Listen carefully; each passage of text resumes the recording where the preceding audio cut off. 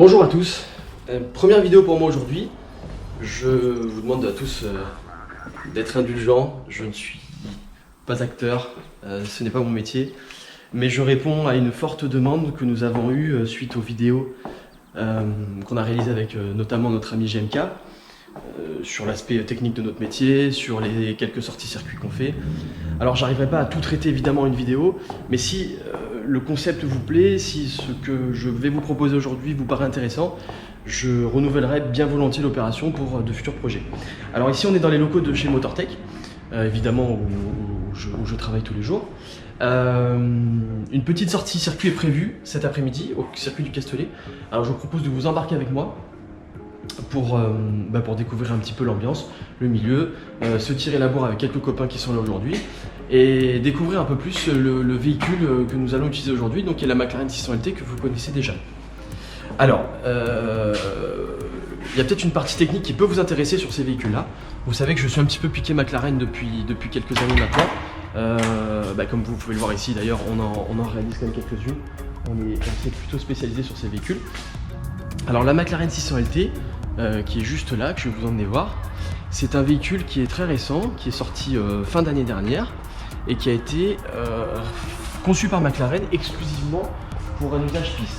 Alors voilà, excusez-moi, j'ai tourné la caméra, c'était plus facile pour vous montrer, pour vous expliquer. Alors cette voiture-là, elle est un petit peu différente des Sport Series traditionnels que vous retrouvez ici.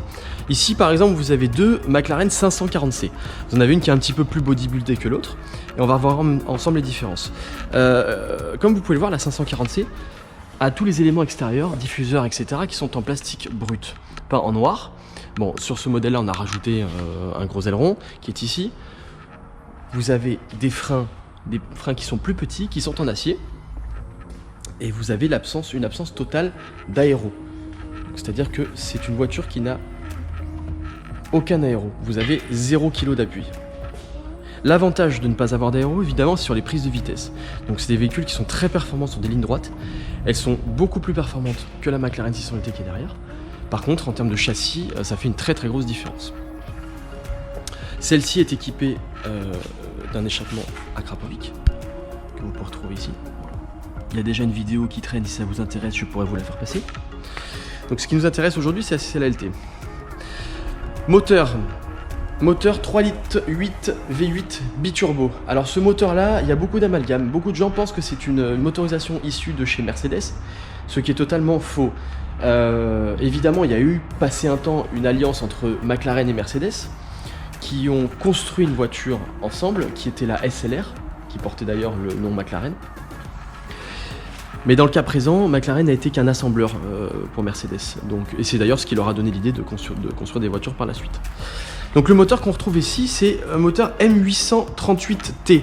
C'est un moteur à la base qui avait été fait pour Nissan, par Nissan VRH, pour une société qui s'appelait IndyCar. Ce sont des Américains qui participent à des courses d'endurance, des courses de NASCAR, etc. Ce moteur-là n'avait jamais roulé finalement, et il a été donc racheté par McLaren. Et c'est un un motoriste qui s'appelle Ricardo, très connu dans le milieu, qui a donc terminé ce moteur, modifié ce moteur pour l'adapter sur l'ensemble de la gamme McLaren. Pourquoi l'ensemble de la gamme? Parce que c'est un moteur qui est unique et qui est inséré dans tous les modèles de McLaren, excepté la 720S et la Senna qui disposent d'un nouveau bloc en 4 litres. Mais ce 3 litres 8 est utilisé dans toutes. C'est-à-dire que la 540C est équipée du même moteur, la 570S, la 600 LT, la 675 LT et même la P1. Voilà. C'est un moteur très fiable, relativement rustique et rudimentaire. Vous avez encore des poussoirs mécaniques, enfin, c'est une génération assez ancienne. Mais par contre, extrêmement solide. Alimenté par deux gros turbos Mitsubishi. Alors rien à voir avec les modèles de Mitsubishi, parce que c'est pas du tout les mêmes turbos que vous retrouvez sur une Lancer par exemple.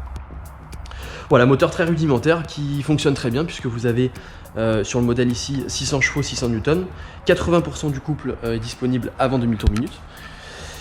Vous avez également une transmission SSG, donc là idem, ce n'est pas une transmission propre à McLaren, c'est Graziano, une société italienne qui notamment a déjà réalisé beaucoup de boîtes de vitesse comme la F430, la Ferrari Enzo, la Lamborghini Aventador, qui a reçu donc un cahier des charges de la part de McLaren pour réaliser cette boîte de vitesse. Boîte de vitesse extrêmement fiable, technologie F1. Voilà, c'est vraiment un super bon produit. L'ensemble du véhicule a été conçu pour un allègement, plutôt que d'aller chercher les chevaux par rapport aux concurrentes qui sont notamment la 488 Pista ou la GT2 RS. McLaren n'a pas fait la chasse aux chevaux mais la chasse au poids. Alors il faut se dire que il y a une petite nuance à avoir, c'est que McLaren annonce un poids à sec de 1247 kg. Mais ces 1247 kg ne sont atteints que dans des conditions optimales, c'est-à-dire quand toute la voiture est équipée de packs carbone, des jantes les plus légères, des sièges baquets de la Senna et dépourvus de climatisation et d'autoradio. Oui, parce que cette voiture-là arrive de série sans climatisation et sans autoradio. Dans la réalité, c'est un petit peu différent. Le modèle que vous avez ici, il est équipé de sièges classiques de la P1. Je n'ai pas les packs carbone devant, ni sur les côtés, ni à l'arrière d'ailleurs, aucun élément carbone extérieur, tout simplement parce que c'est une voiture qui fait du circuit, et donc ça rend les pièces extrêmement fragiles, et je préfère éventuellement changer la partie avant ou la repeindre, plutôt que de changer un élément carbone qui coûte excessivement cher. Les jantes en revanche sont extrêmement légères, j'ai pesé les arrières qui sont en 285 et en 20 pouces, mesurés à 22 kg avec les pneus Pirelli P0 Trofeo R. À l'avant, 17 kg la roue complète avec les pneus, ce qui les rend extrêmement légères. Il faut savoir que ces Pirelli justement ont été développés spécifiquement pour la voiture. C'est-à-dire que c'est un modèle qui ne se monte que sur la 600 LT. On va essayer de voir un petit peu. Le dessin n'est pas forcément différent, par contre la structure a été renforcée et l'usure est vraiment différente. On a eu l'occasion d'essayer sur les anciennes, des Trofeo qui ne sont pas homologués McLaren sur cette même voiture, et il y a une différence qui est extrêmement importante. Alors tout l'aéro a été travaillé, vous voyez tout ça, vous avez l'aileron ici, qui crée un appui aéro d'environ 100 kg à 250 km/h, vous me direz c'est pas beaucoup mais c'est largement suffisant. L'avant aussi, une lame beaucoup plus avancée, qui plaque énormément la voiture au sol. Je peux vous dire que en termes de conduite avec les 570 ou 540C, il y a une différence incroyable. Et tout le reste a été optimisé. Vous avez à l'intérieur donc un intérieur complet en Alcantara, qui disent l'Alcantara lightweight, c'est-à-dire un Alcantara allégé. Allez voir la différence, je ne sais pas. En tout cas, paraît-il que ça contribue à l'allègement du véhicule. Tout ça pour vous dire que on est loin dans les faits des 1250 kg annoncés, puisque cette voiture-là, dans sa configuration actuelle avec la climatisation, l'autoradio et tous les éléments qui me paraissent indispensables pour un véhicule de série, pèse 1430 kg à vide. Donc vous rajoutez les fluides, vous rajoutez un conducteur et vous passez à tonne 5. Voilà, donc il y a une nuance de poids à bien à bien prendre en compte chez McLaren comme chez beaucoup d'autres constructeurs d'ailleurs. Alors voilà en ce qui concerne un petit peu la partie technique. Ce que je vous propose maintenant, c'est de prendre la route avec moi. On va aller direction circuit, donc il y a un petit peu de national à faire, un petit peu d'autoroute. Je vous donnerai les impressions que j'ai sur ce véhicule là, et après on enfile le casque et direction la piste pour affronter les copains. A tout de suite. Nous voici dans la 600 LT. Alors désolé, j'ai mis la caméra en portrait parce que j'avais pas possibilité de la mettre en paysage, j'avais vraiment pas beaucoup de place et j'ai pas encore beaucoup d'accessoires sur ma caméra. On avait déjà vu un petit peu dans la vidéo de GMK, très simple intérieur, très spartiate, vraiment l'essentiel, pas grand chose, encore que celle-ci est équipée de quelques petites options, notamment le son Power Wheels qui est vraiment très sympa, caméra de recul, radar avant-arrière qui me paraissent un peu indispensables sur ce genre de voiture. J'ai lu pas mal de critiques sur le système embarqué audio, navigation, alors clairement c'est vraiment pas le dernier GPS à la mode. Par contre, voilà, il fait le job. Si vous voulez le super GPS pour savoir combien de minutes de bouchon vous allez avoir quand vous allez traverser Marseille, c'est clairement pas la voiture qu'il vous faut. C'est un système assez classique qui est issu d'Android d'ailleurs, système Android qu'ils ont appelé Iris chez McLaren. On retrouve ici le petit compteur, on intègre la caméra de recul également. On va démarrer auto. Alors s'il y a bien un truc qui va pas chez McLaren, je charge un peu là après l'autoradio, c'est le bruit. Voilà, McLaren c'est clairement pas la voiture qu'il vous faut si vous êtes un fondu de belles mélodies de mécanique. Quand vous la démarrez, clairement c'est pas une super émotion. Le bruit il est difficilement assimilable, vous savez pas si c'est... je pourrais vous dire que c'est un 4 cylindres biturbo ou un V10 à poussoir mécanique. Franchement, je pense que vous n'arriverez pas à faire la différence. Voilà, c'est vraiment l'une des rares voitures qui n'a pas de belle sonorité, pas de particularité. C'est pour ça d'ailleurs qu'on monte énormément d'échappements sur ces McLaren. Quoique la 600 LT fait quand même un bruit sympa, mais c'est plutôt en roulant, on verra ça plus tard. Au ralenti, c'est vraiment pas génial quoi. Donc, on va prendre la route.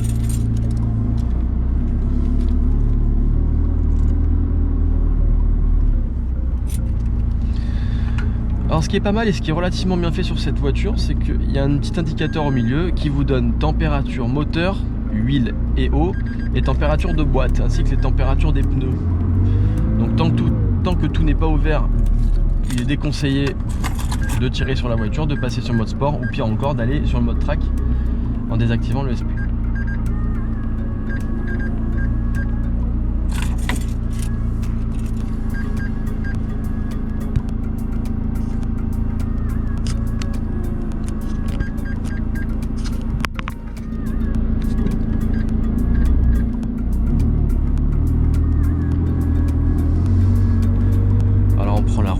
On y va mollo, on est sur route ouverte.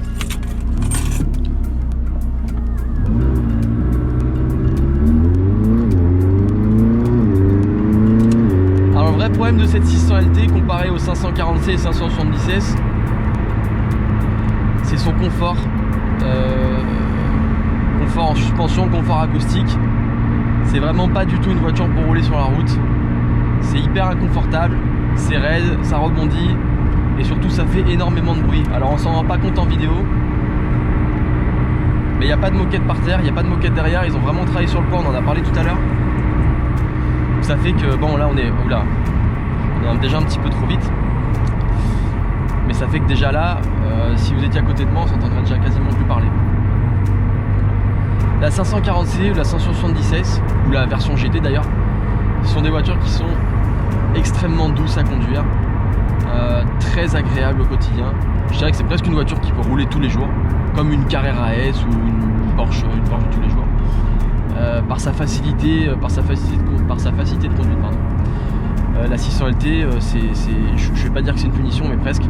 Voilà, c'est raide, la direction est dure, la boîte de vitesse est vachement raide aussi, ça donne beaucoup d'à-coups, elle est très rapide. C'est vraiment pas le genre de voiture qu'il vous faut en daily. Voilà, ça va sur piste, c'est fait pour la piste. Je pense que de ce côté là ils n'ont pas vraiment trouvé de compromis. Alors vous l'avez peut-être vu tout à l'heure sur la vidéo, mais elle est quand même dans un sale état, elle est un peu pourrie parce que ça fait quelques jours que je l'ai pas lavé, donc je vais lui mettre un petit coup de propre et après on se retrouve pour aller ensemble sur le circuit. A tout de suite. Ça y est les amis, on se retrouve. Donc ça y est, le plein de la voiture a été fait, elle est toute propre.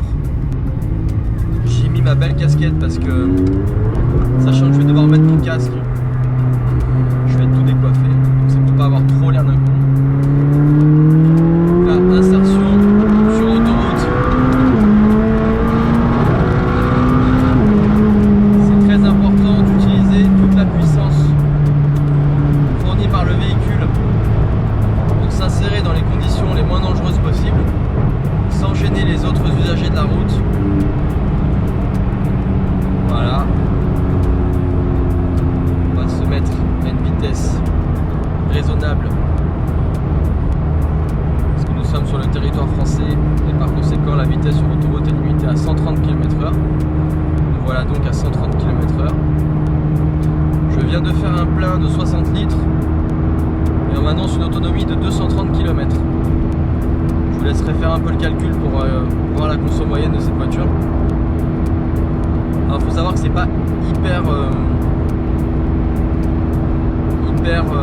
révélateur de la consommation réelle parce que évidemment je me sers rarement de cette auto. Je m'en sers essentiellement pour aller sur circuit et donc faire le pont le week-end avec mes copains. Raisonnablement, pour avoir fait un peu d'autoroute avec, si on fait attention, c'est un moteur qui tourne autour des 12 à 15 litres au 100. On le lance de façon stabilisée à 130, 150 km/h. Donc là on va bientôt sortir tout à l'heure que c'est un véhicule qui est extrêmement bruyant, c'est le cas. On ressent beaucoup le bruit de roulement de la route, le son de l'échappement derrière. Vous vous rendez pas compte en vidéo, mais c'est hyper assourdissant. Faire 200 km d'autoroute avec cette voiture, c'est vraiment une punition, quoi. C'est très très bruyant.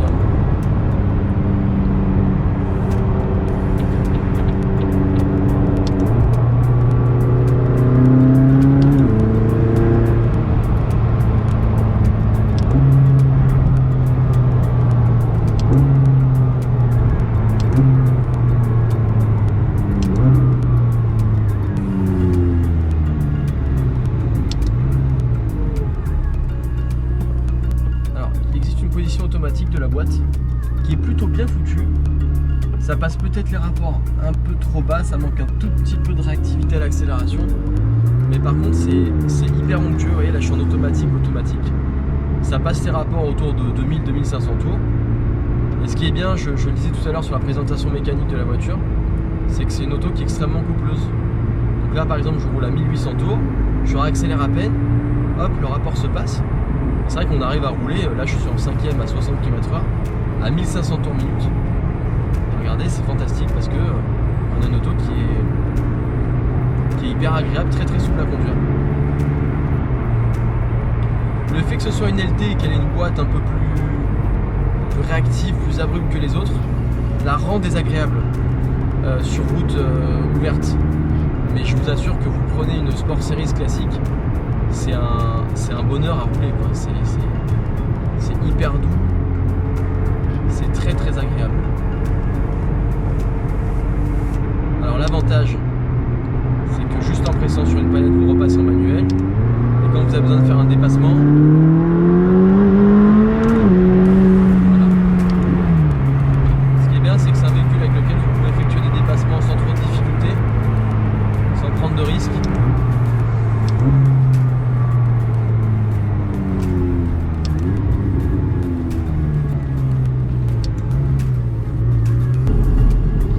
Alors voilà, on sort du village.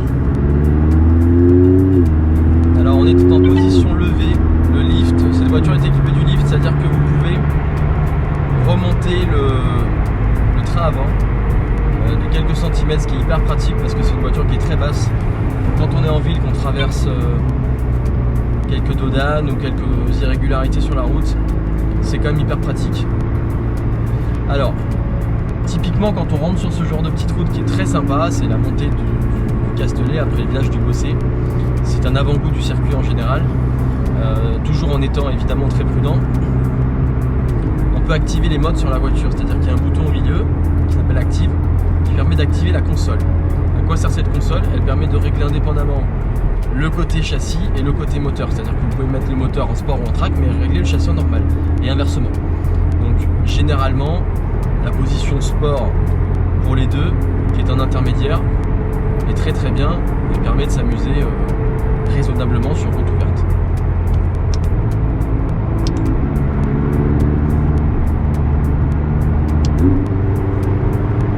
Alors automatiquement la voiture passe en mode manuel par contre.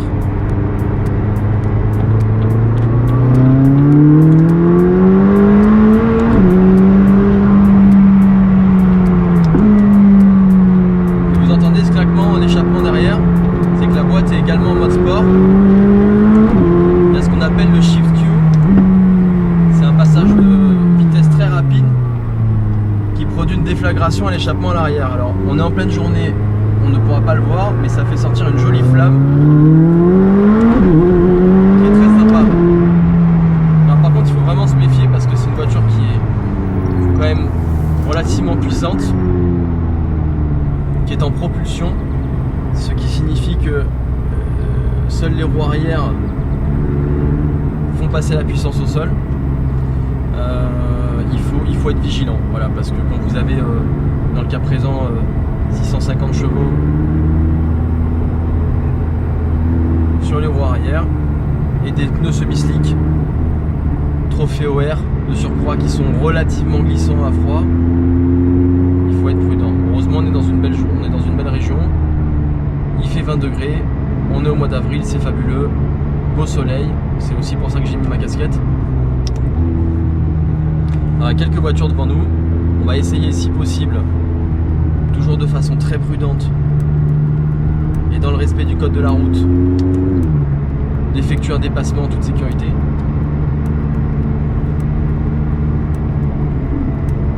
Alors là il y a un radar.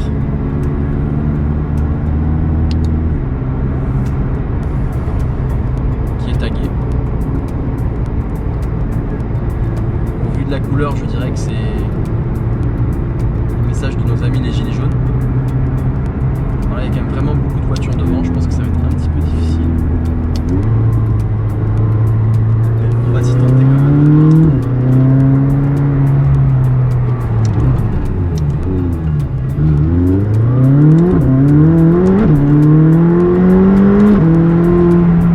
C'était un petit peu dangereux là parce qu'il y a un véhicule qui a tourné sur la droite à la dernière seconde sans prévenir. Ce qui fait que ça a arrêté tout le monde, mais bon, ça va, ça s'est bien géré. Alors je vous disais quand même que l'avantage de la LT, c'est qu'elle est hyper communicative. On a une direction sur cette voiture qui est incroyable. On ressent la route. C'est incisif. C'est hyper performant. Et le freinage, juste démentiel. Hop.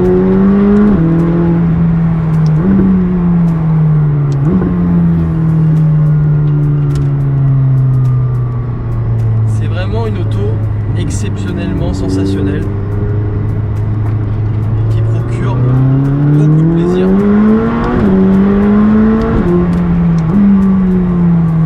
On a une capacité du châssis qui est juste incroyable.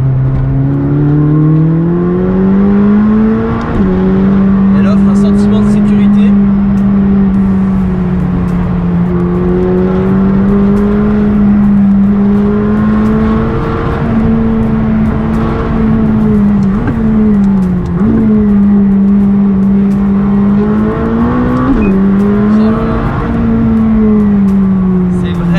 Vraiment le pied. C'est tout bonnement génial. Alors je dirais que le seul défaut de cette caisse, c'est qu'inévitablement on finit à la morgue ou en prison. Parce qu'il est très difficile pour tout homme normalement constitué de ne pas en abuser.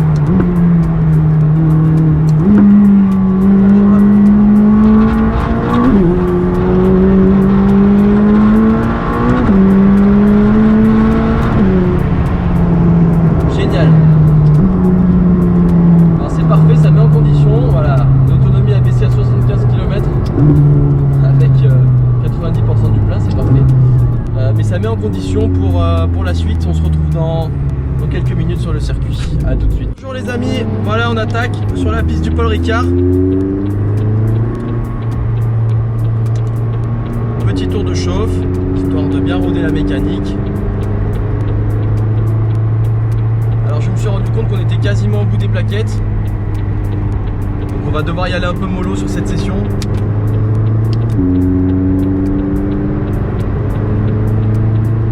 On a quelques amis qui sont là avec des autos qui sont très sympas. On a Olivier que vous avez sûrement déjà vu qui a une McLaren 570 blanche et verte qui fait 700 chevaux. On a un ami Arnaud qui est là avec sa Nissan GT-R préparée chez Monstaka à 850 chevaux avec une préparation piste, donc des gros freins en céramique avant-arrière, des sièges baquets, des semi-slick, donc un beau joujou pour aller s'amuser sur piste. Il y a évidemment le classique de la GT3 RS, de la Carrera S, la belle Lotus en voiture, voilà. J'ai cru voir aussi une belle Corvette, quelques Porsche, bref, de quoi s'amuser.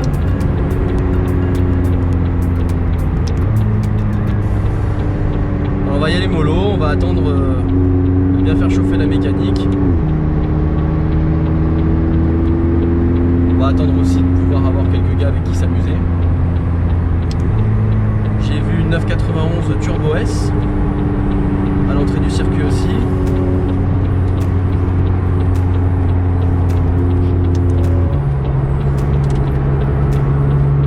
Alors je finis le tour de chauffe et on y va.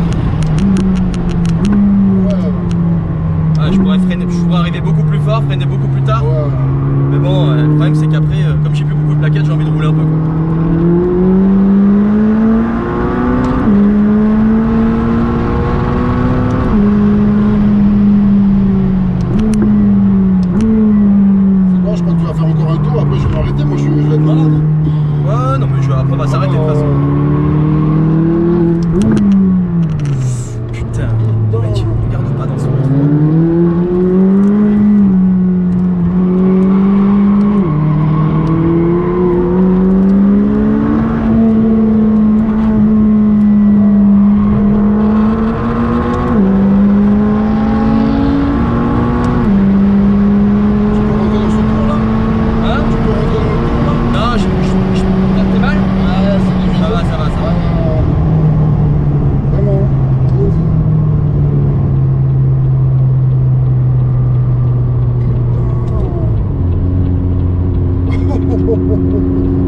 Ça va? Ouais, ça va aller. Ouais.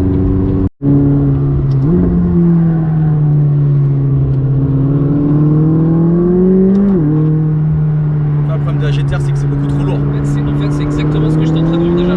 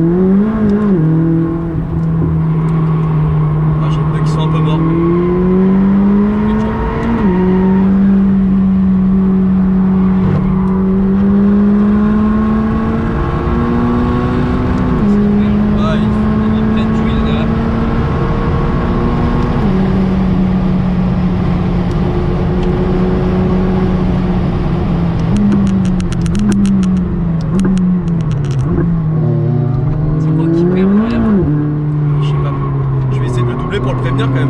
Ah ouais, parce qu'il peut tout farcir.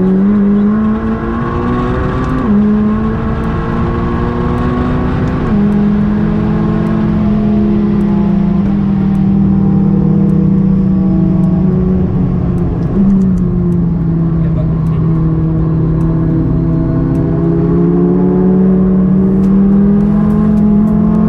Faut que tu branches.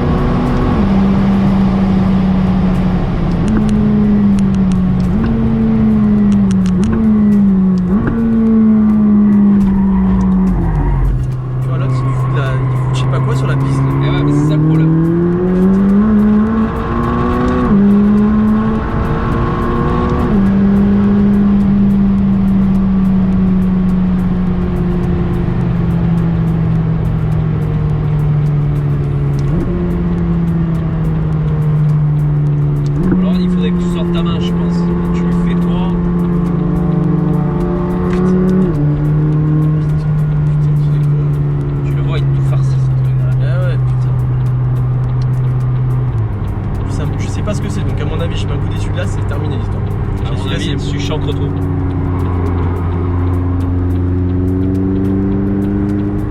Oh, il y a Olive, il est là, il arrive. Ah, ouais, je pense ça.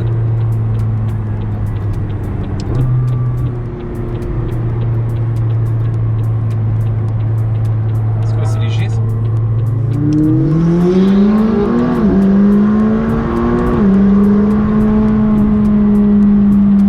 Il est con, lui.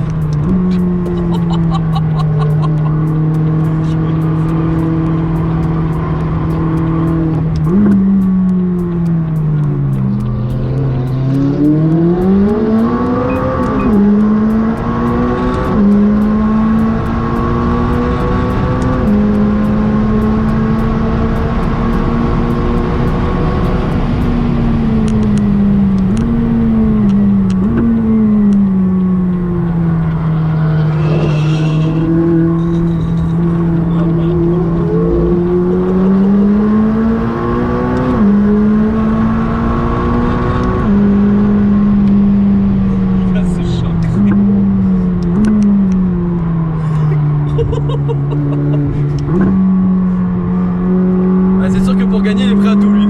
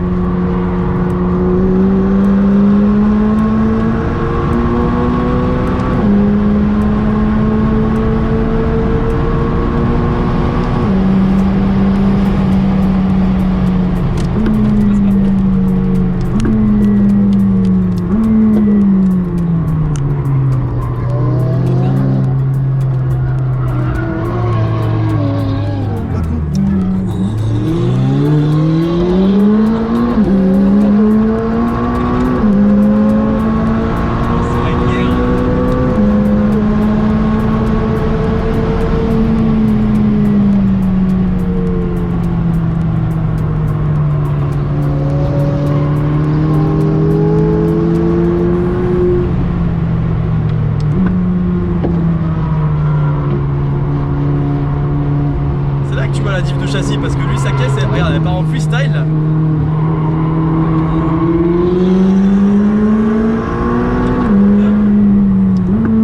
Il va pas me laisser passer l'enfant, je le connais.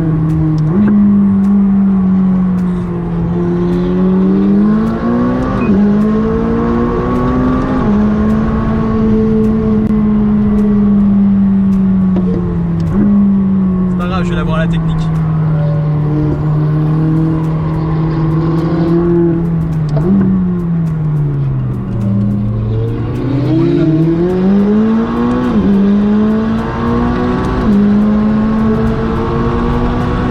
Il est pas bien carré.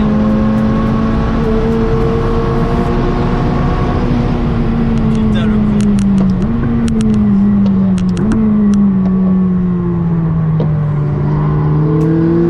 Il a combien? 700? Ouais.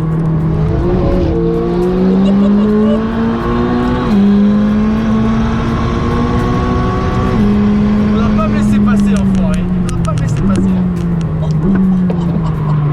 Eh, Allez, allez, allez, c'est bon, c'est bon, c'est bon. Ah.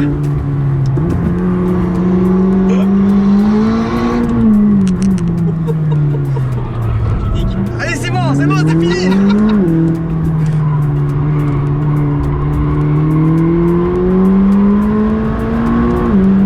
bon bâton.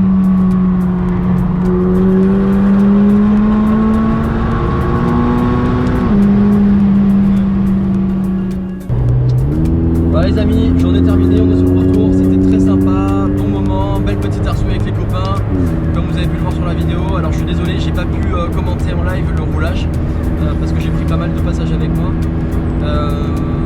Voilà, c'était vraiment très sympa, l'auto superbe.